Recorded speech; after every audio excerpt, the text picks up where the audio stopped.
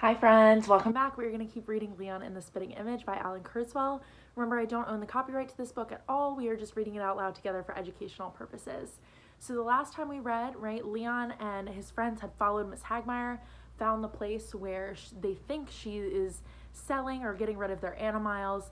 And then when they went back to PW's house, Leon got a call from his mom saying it was really important. They had this confidential envelope from school. He had to come home to her.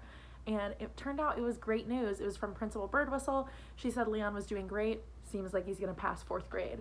So we're going to pick back up with chapter 25, Carnival. As school events know, none generated more excitement among the classical school 4th graders than Carnival. The year-end bash catapulted the normal day's schedule straight out the window, making room for medieval games, medieval foods, and, thanks to Leon, medieval hocus pocus. He arranged to meet his 2 friends on the school steps before the start of the special day. "Where's PW?" Leon asked Lily Matisse when he arrived a few minutes late. "No idea," she said. Leon looked around. "Maybe he's testing the hagapult in the playground. We better check." They searched everywhere. No PW. "Now what?" Lily Matisse asked fretfully. "The bell's about to ring. Let's wait for him in the classroom." Leon was the first to enter. "Wow!" he exclaimed the moment he poked his nose inside. "Mom worked on the decorations all night," said Lily Matisse. Leon gazed about. "Wow," he said again. Gone were Miss Hagmeyer's creepy sewing posters. In their place was a lush medieval landscape with rolling hills that nestled a turreted, crenellated, loopholed castle. "Kind of reminds me of something," Leon said. "Mom copied it off a painting she showed you guys at the cloisters," said Lily Matisse. "That's right," said Leon. He pointed to a bright yellow sun shining in the corner. "You think she used dried cow pee to paint that?" he asked. "I doubt it," said Lily Matisse. "How'd she turn the windows all red and purple?" "Mylar plastic. Mom's in love with the stuff." Leon spotted one element of the room that hadn't changed, the counting house tally. He walked over to the chart and plucked the lowest yarn. "The hag better pass me," he said adamantly as he watched the Sir Leon spool quiver. "Why should she pass your masterpiece of junk?" a familiar voice demanded. Leon turned just in time to receive a thwack on the shoulder with a wooden sword. It was Lumpkin. Leon eyed the door. "Looking for the hag to save you, Sir Pantyhose?" "No," said Leon, though that was precisely what he was doing. If he could bring Miss Hagmeyer, the doll, and Lumpkin within range of one another, he could discipline his evil lordship. And who knew? With proper doll work, he might even get Miss Hagmeyer to grab her instructional needle and turn the class pinhead into a pin cushion. "Well, well," said Lumpkin. "What have we got in there?" He gave Leon's pouch a poke with his sword. "None of your beeswax," said Lily Matisse. Lumpkin traced the lettering on the purple material with the tip of the blade. Leon. "Isn't that cute?" "Ring!" "That pouch wouldn't be hiding your master puke, would it?" Lumpkin said, ignoring the bell.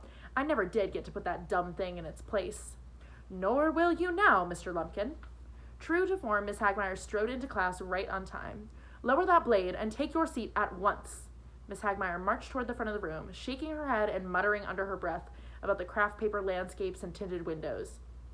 "I'm putting everyone on notice," she growled as she hung up her cape. "I have very little patience for carnivals conducted during school hours."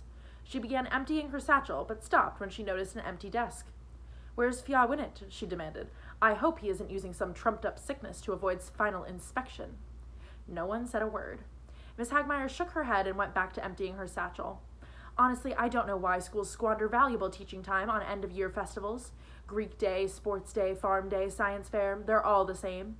Ridiculous excuses for children to dress up and run around jabbing each other with sharp, pointy objects. Togas and spears, sweatsuits and javelins, overalls and pitchforks, lab coats and scalpels. And this medieval carnival takes the cake. How much time has been wasted turning out swords in Mr. Groot's workshop? And why, I would like to know, is the banquet scheduled before I complete my inspections? That's not the way it would have happened in King Richard's time, I can tell you that. Banquets are supposed to conclude carnivals, not disrupt them. If I had my way, this is the only kind of pointy object that would occupy your fingers and your minds." Miss Hagmeyer held up her instructional needle. "If I had my way, you would be making animals and nothing but animals. Unfortunately, Principal Birdwhistle has other ideas." Miss Hagmeyer put down the needle, picked up her chalk holder, and wrote out the carnival schedule. Medieval portrait, tournament joust, banquet, final inspection of masterpieces. "I want to be clear about this," she said. "As soon as the banquet is over, return here at once. No ifs, ands, or buts." "Except for ours," whispered Thomas. "That is correct, Mr. Watchkowski. I expect your miserable medieval rumps in their assigned seats by the time Mr. Hanky rings sext." "What's sext?" Lumpkin asked over the giggles of his classmates. "It's explained in the Medieval Reader," Miss Hagmire said wearily. "Check in fun facts under canonical hours. Sext corresponds to 12 o'clock, midday, high noon." "I thought nones was noon," said Lily Matisse. "Well, you thought wrong," Miss Hagmire replied. "Nones is the 9th hour of the canonical day. It rings at 3 p.m., by which time we will know how many of you have mastered your craft." Just then, P.W. burst into the room. Miss Hagmire froze him in place with a beady-eyed glower. "So pleased you could join us, Mr. Dabandana." "What did I miss?" said P.W. "Not final inspection, if that's what you were hoping. In point of fact, what you missed was my tirade on the trouble with carnivals.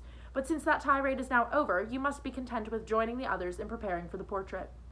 As students were slipping medieval clothes over their modern ones, P.W. rushed over to Leon and Lily Matisse. "Bad news," he said. "My sister found her totally hair Barbie while it was still, totally headless." "Let me guess," Lily Matisse said knowingly. "She destroyed your hagapole thingy." P.W. nodded gravely. "I got most of it put back together, except for the winch and the rubber band, which the little weasel probably hid. Anyway, that's why I'm late." "So what do we do now?" Lily Matisse asked. Leon quickly took charge. "If Plan B won't work, maybe Plan A will. P.W., are we set?" P.W. smiled as he reached into the pocket of his blue jeans and pulled out the ragged toe of some really old pantyhose. "That's a Roger." "Okay then," said Leon, "we're in business." Lily Matisse gave him a puzzled look. "Are you dealing with Lumpkin or the Animyles?" "Both," said Leon. "How?" P.W. asked excitedly. "You leave that to me," Leon said.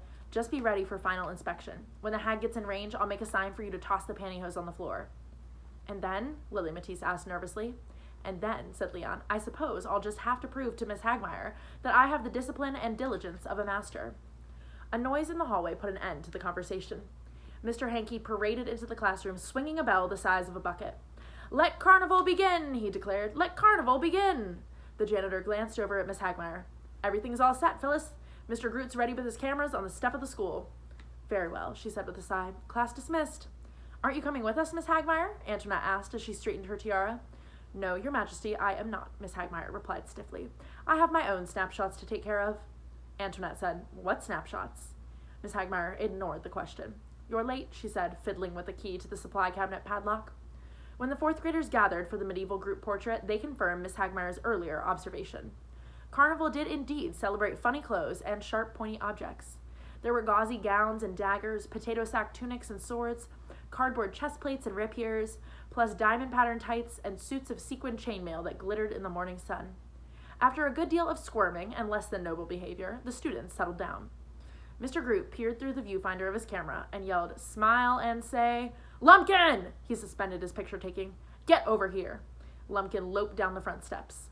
"I saw you," Mr. Groot said. "You were about to wallop Leon with that sword of yours. Such behavior violates the code of chivalry." Lumpkin shrugged. "Whatever." "Relinquish your weapon," Mr. Groot demanded. That got Lumpkin's attention. "Why?" he whined. "Because I want to see it. Hand it over now." Mr. Groot dug into his pocket and pulled out a quarter. He lined up the edge of the coin with the tip of the sword. "Just as I thought," he said. "You know the rules. Principal Birdwhistle was explicit in the memo she sent to your parents. No sword tip is to be sharper than the curve of a quarter.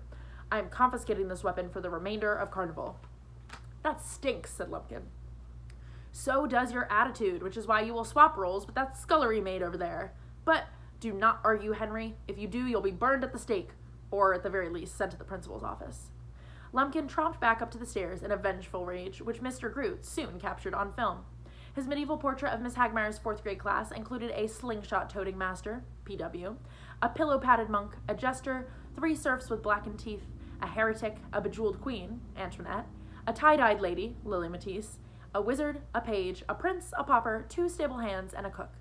Also in the group were an orange-haired scullery maid brandishing a soup spoon like a battle axe, and a valiant knight clutching a purple pouch, staring straight at the camera with a look of nervous expectation. So here is the illustration of their class photo. Take a look at it. See if you can find all our characters. Lily Matisse is the tie-dyed lady. P.W. has got a slingshot. Lumpkin's got that spoon in the back. And see if you can find Leon.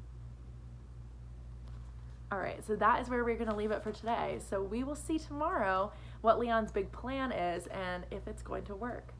Stay tuned, and I will see you guys tomorrow. Bye.